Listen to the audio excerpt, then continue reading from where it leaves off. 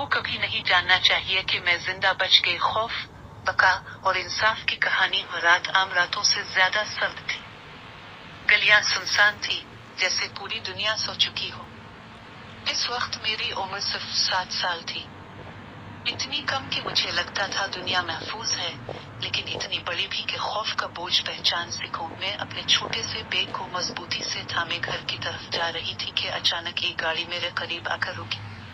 کھڑکی سے ایک آدمی جھانکا، اس کی آواز نرم تھی مگر دل دہلا دینے والی۔ کیا تمہیں گھر چھوڑ دوں؟ میرے دل نے زور سے دھڑکنا شروع کر دیا۔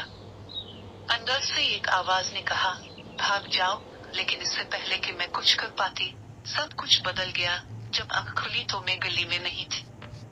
میرے ارد گرد اونچے درخت تھے، ٹھنڈی زمین پر لیٹی ہوئی تھی، اور مٹی کی نمی کی بو چاروں طرف پھیلی ہوئی تھی۔ میں جنگل میں، خوف اور بے بسی کے سائے میں پھنس چکی تھی۔ وہ شخص میرے اوپر کھڑا تھا۔ میرا جسم خوف سے پتھر کی طرح سخت ہو گیا۔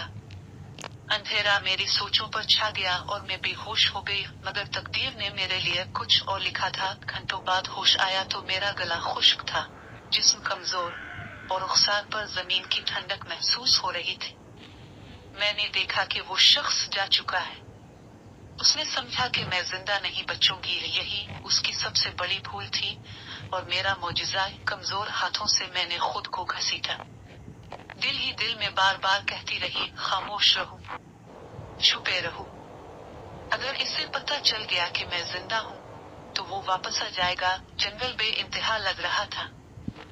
ہر سایہ مجھے اسی کا عکس دکھتا، ہر پتوں کی سرسراہٹ مجھے اس کی واپسی کا اشارہ لگتی۔ مگر میں نے ہمت نہیں ہاری۔ آہستہ آہستہ میں ایک مدھم آواز کی طرف بڑھنے لگی۔ شاید پانی بہنے کی آواز تھی۔ میں نے سوچا، یہ ندی یا نالا ہو سکتا ہے جو مجھے راستے تک لے جائے۔ رات صدیوں جیسی لگ رہی تھی۔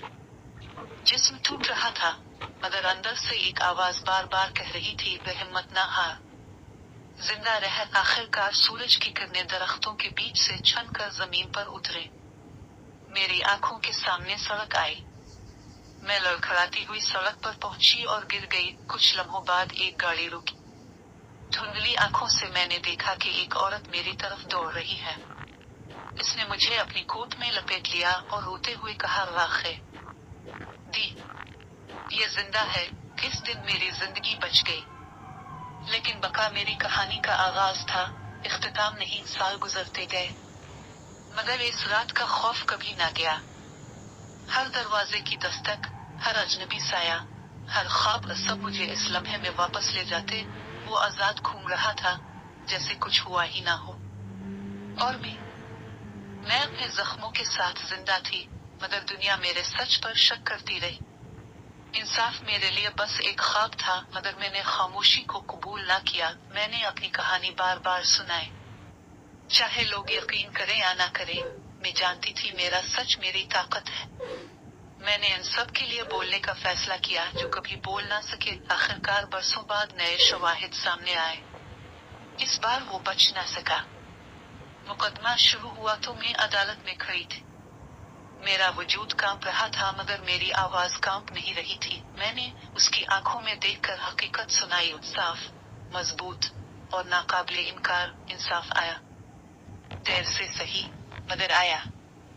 اس دن مجھے اپنی آزادی کا ایک ٹکڑا واپس ملا۔ آج بھی جب آنکھیں بند کرتی ہوں تو دل کے اندر ایک سرگوشی گونجتی ہے، اسے کبھی نہیں جاننا چاہیے کہ میں زندہ ہوں۔ میری بقا میرا راز تھی، میرا ڈھال، میرا دوسرا جنم۔ میں صرف ایک مظلوم نہیں، میں وہ لڑکی ہوں جو اس رات زندہ بچ گئی جب اسے مر جانا چاہیے تھا۔ میں ثبوت ہوں کہ تاریک ترین لمحے میں بھی امید کی روشنی جل سکتی ہے۔ اور اگر آپ یہ کہانی سن رہے ہیں تو یاد رکھیں، زندہ رہ جانا کہانی کا اختتام نہیں ہوتا، یہ ایک نئے سفر کی شروعات ہے۔